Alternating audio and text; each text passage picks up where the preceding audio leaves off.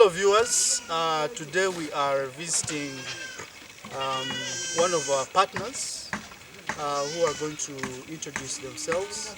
We are in Rechbagani village, Magambo parish, Magambo sub-county in Rubirizi district. So I'm going to ask colleagues here to introduce themselves and what they do with the affiliation they are working with. We shall start with the gentleman on my left. Yes, thank you very much, MIFAMS. My name is Christopher Akampulira and I work with RIPA. Ahead I will be telling you what RIPA stands for, but I work as the head of strategy and corporate affairs with the RIPA organization. Thank you. Yes, thank you viewers and hello everyone. I'm Julius Birungi and I am part of the MIFAMS team supporting the operations department and part of the framers of the memorandum of understanding between MIFAMS and RIPA. Thank you so much. All right. Hello viewers, my name is Asimwe Deus and I work with RIPA as the production officer or the farm manager. I'm the host of these people, the visitors, the MIFAMS. You're welcome. Simeta Cornelius, my name is head of construction RIPA and the driver in charge. Hello viewers, Mumbere Morris from the Neat Farms. I'm in charge of animal health and farm management. I thank you. My name and voice is Barores Kapu, charge of animal health, RIPA. Hello viewers, my name is Cressida Rosebell Kumusime Akiki, the project coordinator RIPA and the secretary to the vision bearer Mr. Kinsini Vincent from Gaya. Hello viewers, I'm Okodi Mugwajofe and it's driver. Thank you all. As I mentioned, so today we've been doing an assessment, trying to build this partnership. We want to see developments in terms of animal production. We have the goats and the cattle here. Of course, we have been tasked to build a model and a business strategy. So today we've managed to do an assessment as the teams are going to be explaining, and we hope that we can have economic gains, but also social gains to the communities that RIPA is going to be working with, so that we see the development in their livelihoods, in their welfare going forward. So at this point, I'd like to invite Mr. Christopher here to give us the background of RIPA, as well as introduce later on another member who is going to let us know what the vision, the bigger vision is for RIPA, so that we can understand the processes of what we've done today and what RIPA is aiming to achieve going forward. Yes, thank you, Greg, and just to you all members and viewers, wherever you are, or evening, whenever this time finds you. I wish to talk about RIPA. RIPA means Rural Initiatives for Poverty Alleviation. RIPA is a non-government organization registered under the laws of Uganda as a company by guarantee, meaning it doesn't have shares and it is allowed to work as a non-governmental organization. RIPA's vision and mission is about sustainable alleviation of poverty in the Rubirizi district and other rural communities in Uganda.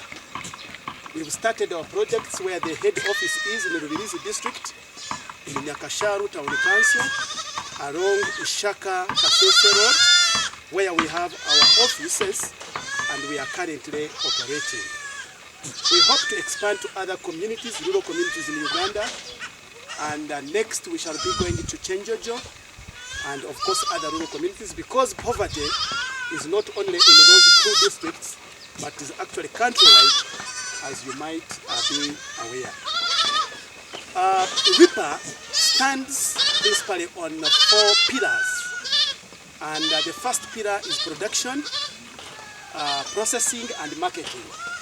So we will be focusing on production in various aspects, as I will be telling you, but also we shan't stop with the marketing, but we want to see the whole value chain, and therefore we will be doing processing as well as marketing to the final users.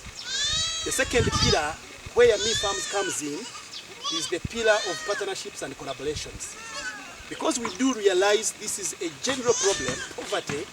You cannot fight it alone. You cannot try to endeavor to alleviate poverty alone. So we'll be having partners and collaborators, and this is where Me Farms comes in. So far we've identified a number of other partners who have agreed to our vision and model, which I'll also be explaining briefly, so that we can be able to achieve the deliberate mission, vision, and core objectives for RIPA. The third pillar, we are looking at enterprise development. Because we are after poverty alleviation, we do believe and think that the communities need to be empowered both socially and economically through enterprise development in order to achieve sustainable alleviation of poverty. The fourth pillar, we are looking at a finance aspect that is to do with credit, microfinance and insurance. Because we do believe if we are to cause sustainable alleviation, then these people would be able to be encouraged on savings and accessing credit, and of course the microfinance and insurance aspects come in. That wherever we are working, people need to be assured not to start a project and again it fails because of other natural circumstances which can be assured or insured. Then, of course, we are also looking at several other aspects that can help us be able to achieve the mission and the vision of the organization. The projects we are currently doing, we have a zero grazing, a dairy farm, and we would like to promote this in Rubirizi district. For your own information, we did a needs assessment from a broader view of the entire district. Among the challenges we covered and why RIPA actually exists and we are able to talk about it is because we did recognize the acute household poverty in the district, and also did recognize that the entire district, according to the district development plan that is currently moving on 2020-2025, we discovered that there are only 250 heads of cattle in the entire district. And yet, there could be individuals who actually even have more than that. You can imagine a whole district having only 250 heads of cattle. Looking at the topography and the geographical location of Rubirizi district, it is hilly, and of course there is shortage of land. This shortage of land cannot enable massive agriculture practices, and we did recognize that zero grazing can be ideal to help those who can manage it take it on. So the reason RIPA would like to promote zero grazing dairy farming in the district. We have an incubation center that we are starting, and we hope that we shall be doing this to enable other potential economically active poor people to take it on as we promote zero grazing dairy farming in the district. We also have goats, as you've seen, or you'll be seeing.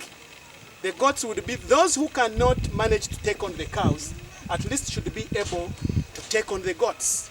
So we have goat. Basically, we are looking at livestock, a number of them. So the zero grazing dairy farm, cattle, the goats, and later on we shall also be doing poultry. And poultry, we are looking at multiplication of the local breeds. Among our partners will be NARO, the National Agricultural Research Organization. We've already talked to them and we are yet to enter into a memorandum of understanding. They informed us they have got a new breed, local breed, that is disease resistant, which is locally being made as a technology. So we think that as we grow and move forward, if somebody cannot take on the dairy, cannot take on the goats, then may not fail to take on the poultry. We intend to multiply the local breeds which are now in short supply so that we can have a steady, consistent supply of the local breeds and eggs. All of these are geared towards empowering the communities to get out of poverty and to earn some income for their livelihoods. We do believe that if somebody cannot do any of those above, then there are several agribusiness initiatives that RIPA will be bringing into the communities. We've done a needs assessment and we shall continue to do that in order to be able to address the felt needs rather than the perceived needs in the communities. Therefore, among the other pillars is research and development. I forgot to mention that. Research and development is one of the pillars of RIPA, that whatever we do should be backed up by research. And of course, we are looking at using experts like meat farms that will support us, and the purpose and the reason they are here. As the manager will be talking for RIPA, there is a lot so far they have done to come to do a baseline, to understand where we are, so that they can support us where we want to go, and of course, to achieve the vision and mission. I will leave the rest for our project coordinator who will add on. There are several other projects. I think the project coordinator will be talking about the skilling and demonstration center, which we hope by next year, 2024, it will be in operation. Especially as we are doing the construction, we will do all the other necessary requirements to get it registered with the Directorate of Industrial Training, so that we may bring in other people for training. As RIPA, we believe that the people need to be trained first, to be empowered through trainings and workshops. At the end of the day, we can be able to influence them to change their mindset. Because we do realize there is a lot to do with mindset change. And therefore the facility will enable us to bring people to the center to be able to be trained. And of course, when our farms are fully established, we hope to have a farm school where the community can come and see, to demonstrate to them how we care for the goats, how we care for the cows, and things of the like.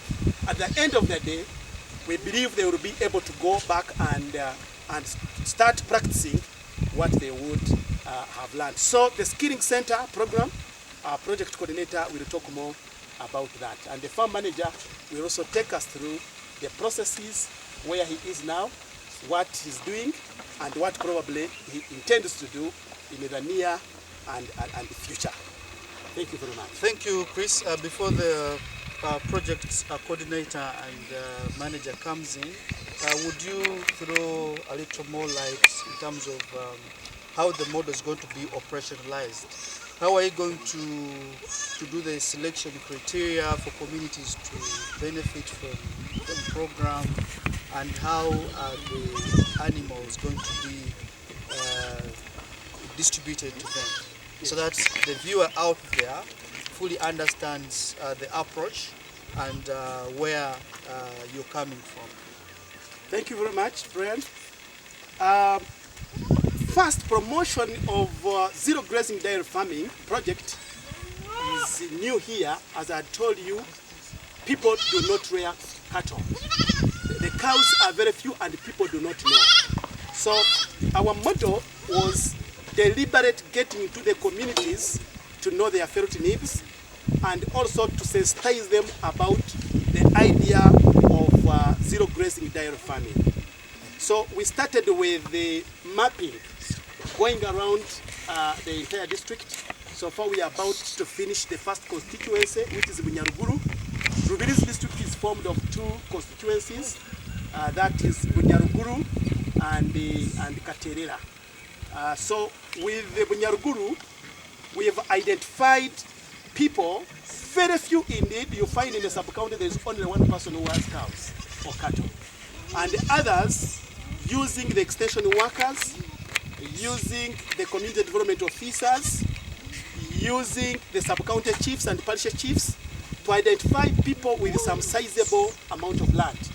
Because we know if we are to implement this project, then one should be able to have some land where to grow the pastures. Without pastures, you cannot talk of animal husbandry, because that's what they need in order for them to feed on. So we have already mapped. We know who has what, especially some sizable land, and those who can actually practice the zero grazing or goat rearing within Bunyaruguru constituency. Then thereafter, we have tried to ask them questions during the mapping exercise to see their level of interest, whether they can take up the idea where either the zero grazing animals, cows, or to take on the goats or the poultry, and also to suggest any other projects RIPA can help them out. Now the next step has been selection. I wish to state here that for the zero grazing dairy farm, dairy cattle, we are targeting the economically active poor. We do recognize that not everybody will be able, as you know, Rubirizi district is highly land fragmented, so people do not have actually land. And it also requires some amount of capital input. So RIPA looks at having a collaboration. In fact, the smallholder farmers are our primary partners or stakeholders we are looking at. RIPA wants to partner with the smallholder farmers to see how we can empower them in that line to be able to achieve the broad goal and objective of sustainable alleviation of poverty.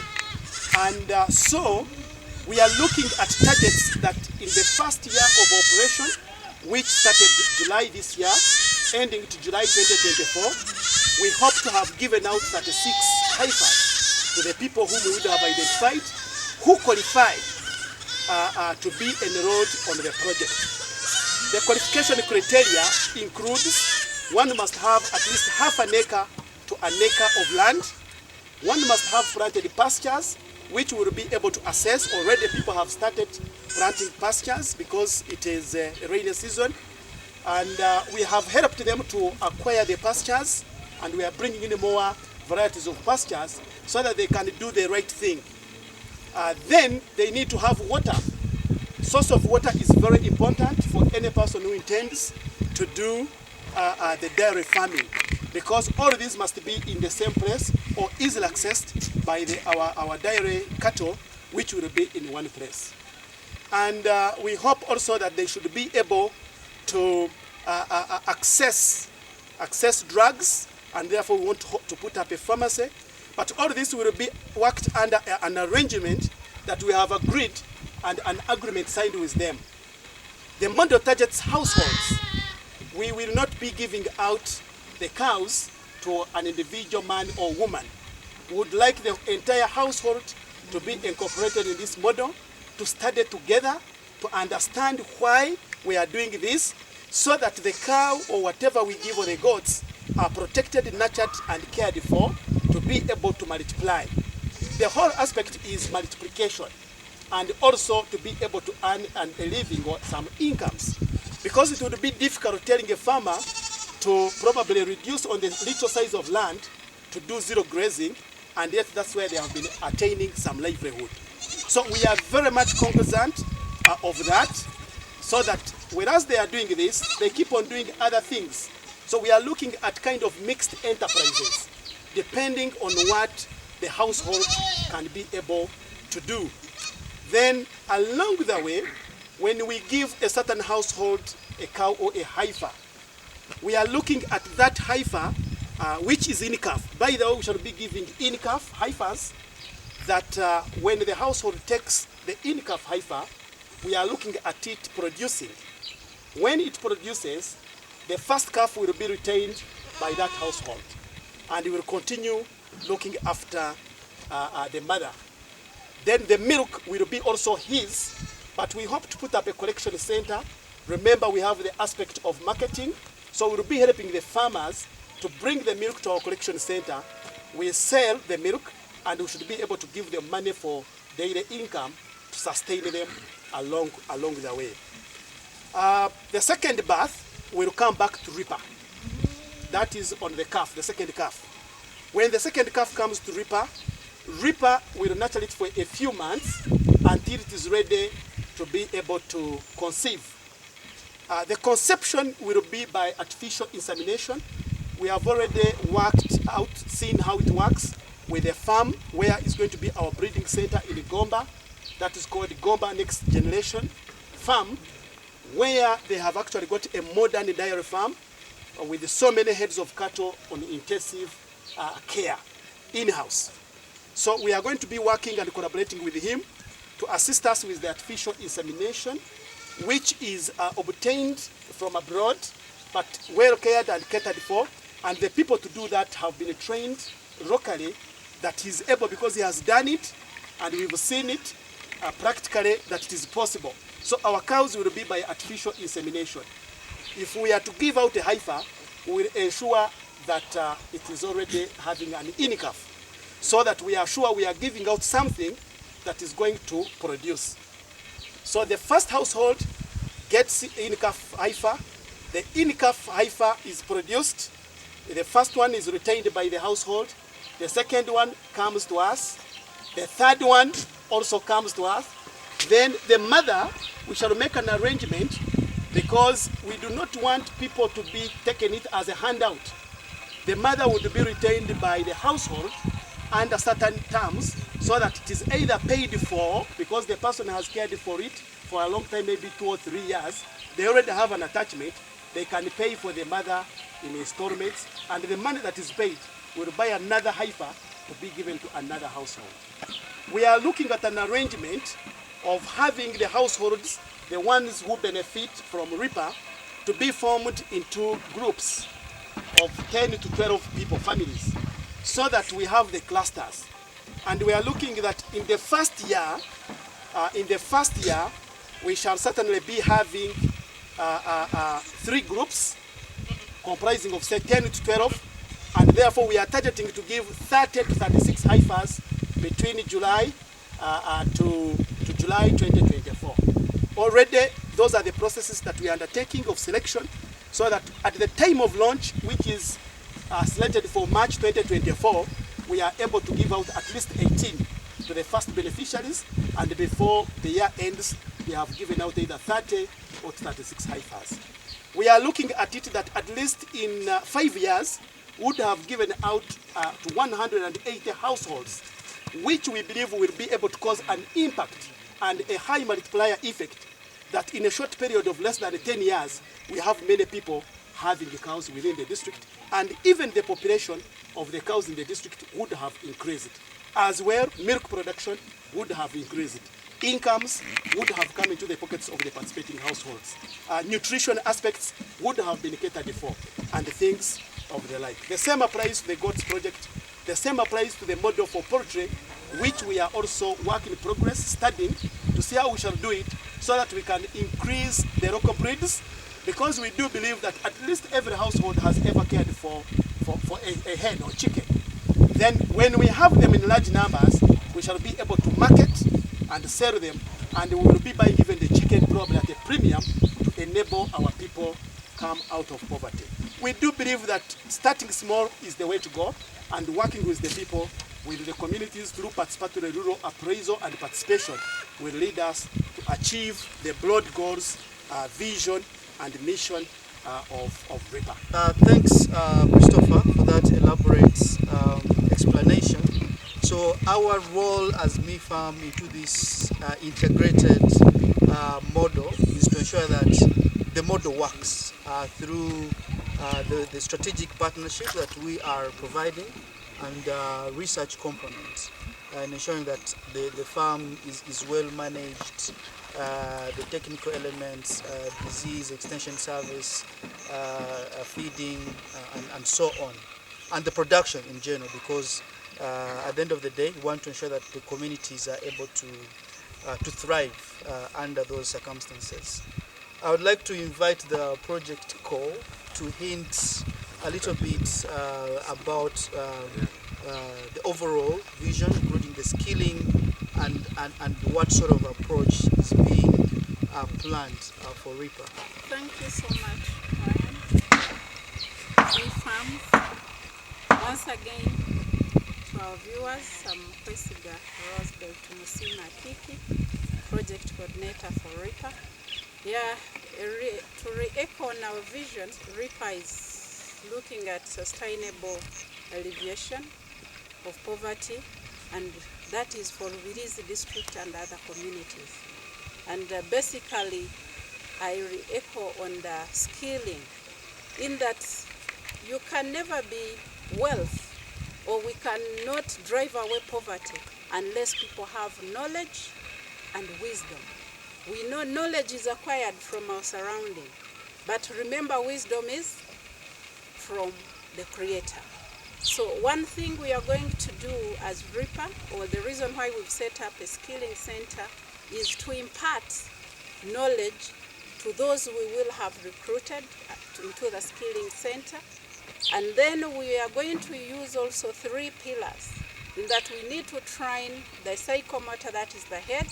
We should train the heart. People should have even a heart for the animals.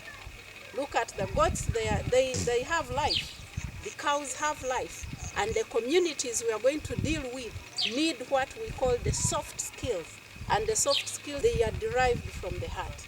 And then the key part that we are looking at is what you have gained from the knowledge. You must have clear understanding, then you apply. And that is the wisdom we are looking at. So that we have people who have information. Chris talked about sensitization. That is the key thing why RIPA is here, because we cannot alleviate poverty unless people understand what they are going to deal with. So on the skilling aspect, one, we shall have a group of people who will be from our community, who will be sensitized on what they are going to do. Then 2, we shall have what we would call students, those who are going to learn and practice from the farm, so that even these communities, after picking up the idea and taking the cows and the goats, they are able to have people who are going to work. So we are going to build the human resource right at RIPA. And that human resource will help in the saturation of the communities for those very people who will be holding or carrying out the RIPA project. And 2, even at RIPA itself, to maintain it, we need very good human resource, and it is better to have that one you have trained, because that person will have the basics of what you really want. So, or not only for RIPA as in the Rubirizi district, because we've heard that other communities, we shall be beyond Rubirizi district. So we must be able to send a cow, to send a goat, to even send chicken, but with somebody who understands what it is to take care of that particular animal. So that is the skilling. And we are going to look at calibers like P7. If it's somebody is a P6, P7 dropout, because we know education in Uganda, there is what we call primary education, which has been given by our government. But somebody does P6, P7 and is out of school. What have we planned for that person? So that one, we can capture that student whom we can bring into our skilling center and learn how to take care of the goats. Likewise, the cows and the chicken. And these can even be certified by the DIT, because it takes care of them. And then we have the senior force. They fill job forms and somebody is asked, what can you do best? What if the boy or girl chooses farming? Which are the training institutions that we have in Uganda? So RIPA looks at being one of those quality training sustainable institutions for our levels, who can come and do exams, and they can be examined by UBT. So we wish to be a registered training or skilling center as RIPA, so that we can handle human resource in this country as far as agribusiness and farming is concerned. Thank you. Thank you, Rosibel. Could you just maybe explain what DIT UBTEB is, so that for viewers who are not Ugandans know what you are driving to. So when we talk of DIT, we are looking at the industrial training, and that is one of the centers in this country that certifies, that examines, that checks the understanding of the skills we are talking about at low levels. And then when we talk of UBTEB, UBTEB is an examination body that accredits the institutions that train at certificate, diploma, even at degree level for the farming and other sectors of training. And they are also here in Uganda. Thank you so much. I'd like to invite my friend here who hosted us today to give us a recap of what he does and how he manages and what sort of learnings he picks out of this collaboration. Over to you. All right. Thank you, Brian. Once again, hello viewers. My name is Asimwe Deus, and I'm the farm manager, RIPA Farm or RIPA Incubation Center. Still, you can call me the production officer. What do we do at RIPA? Per now, we have two major enterprises we are doing. One of them is dairy cattle farming, and another one is goat rearing project. How do we manage these projects? As the farm manager, I head the casual workers that I work with through these management practices. One of them is feeding, the feeding of our goats and cows. First of all, I will first talk about the feeding of the goats. Our goats are fed on semi-zero grazing, or the one we call semi-intensive grazing system, whereby very early in the morning we go in their corral, and we check on them. We release the kids to suckle their mothers, and we hold the mothers to suckle their kids so that the kids can get satisfied and grow at a very high rate. From 7 to 8 we do that. Then from 8 we release them from the corrals. They come outside. This space you're seeing, so they come and be around here. And as they wait for the dew to get dried from the grass, we don't feed them on the grass which has dew because of the issues of bloat and the mouth spores. From there, they clean the houses. Then at around 10:30, we release them to the field. They go and graze. I told you that we graze them on semi-zero grazing or semi-intensive grazing. They come back at around 3. They be here, and we feed them on the peelings.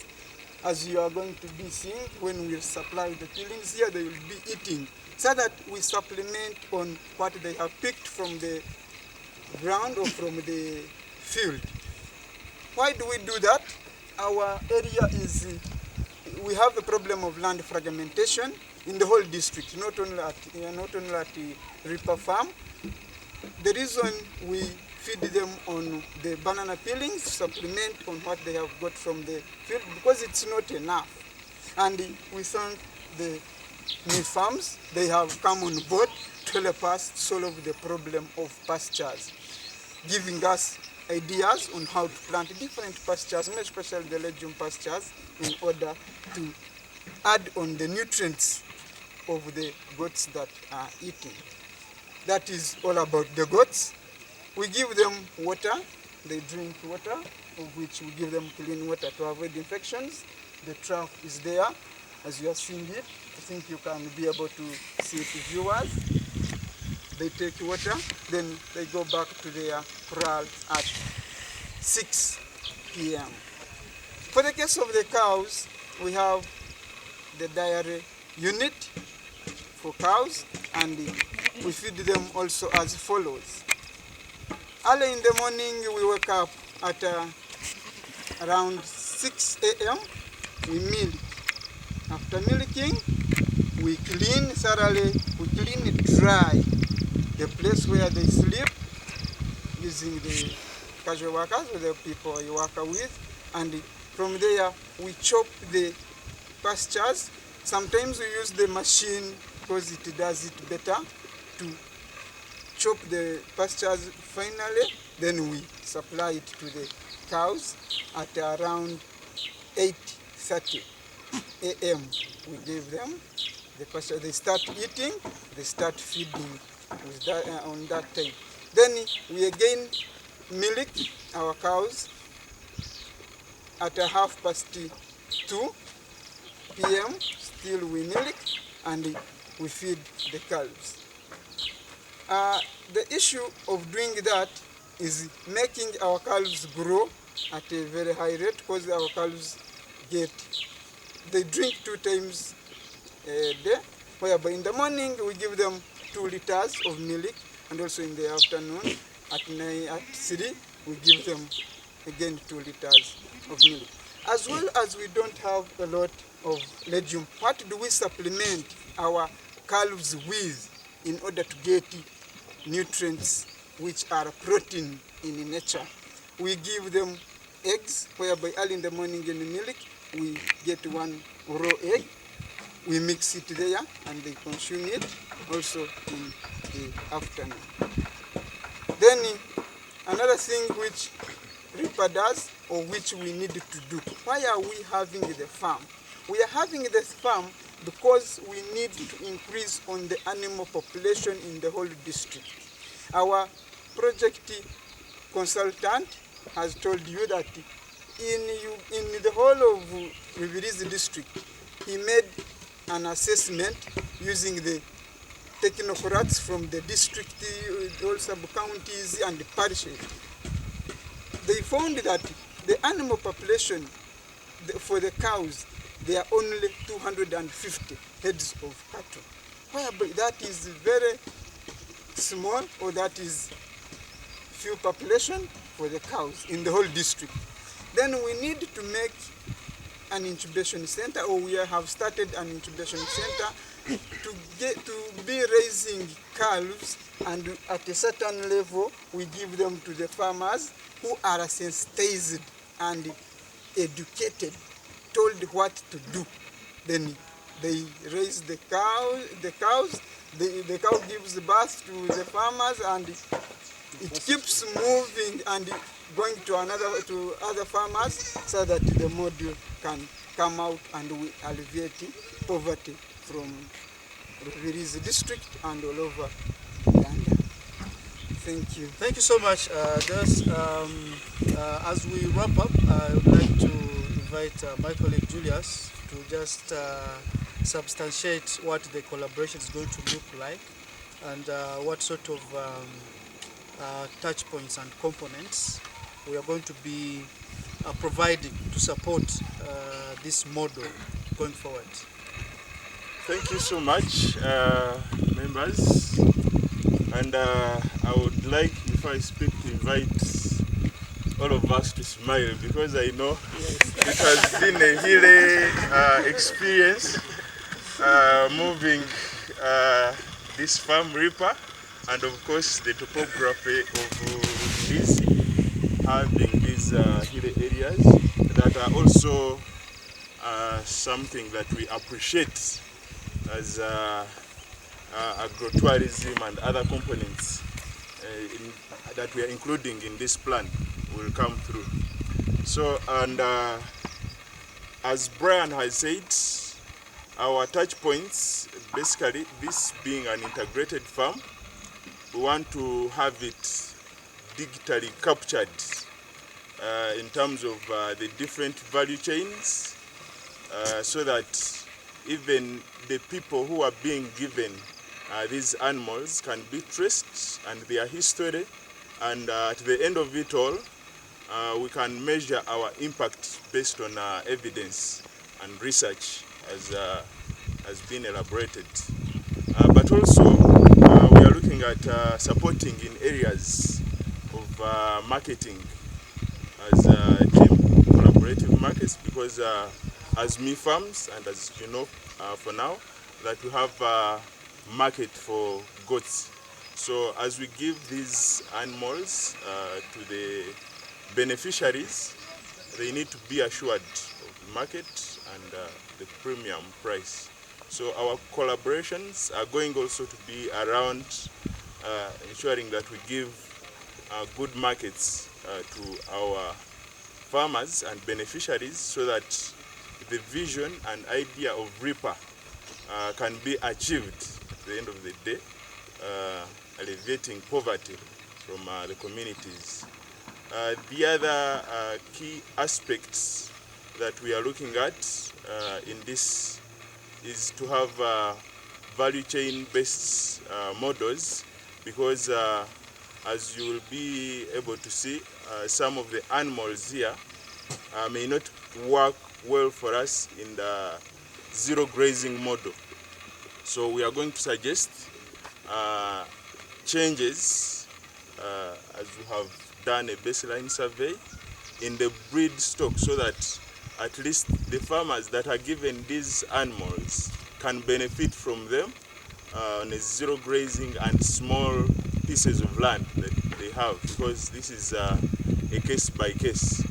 People with big chunks of land are advised differently from those that have small pieces, so that they can be able to generate the revenues that we anticipate.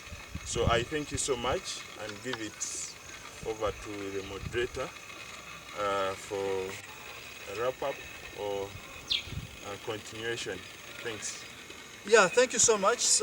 Please do watch this journey as we have documented today. We hope to change strategies around, as colleagues have explained. Look out for RIPA's journey. Please reach RIPA out, contact them, contact us, so that we see how we can support other people with like minds going forward. Please subscribe to our channel, watch us, share, and continue learning the journey at RIPA. Thank you. RIPA empowering communities.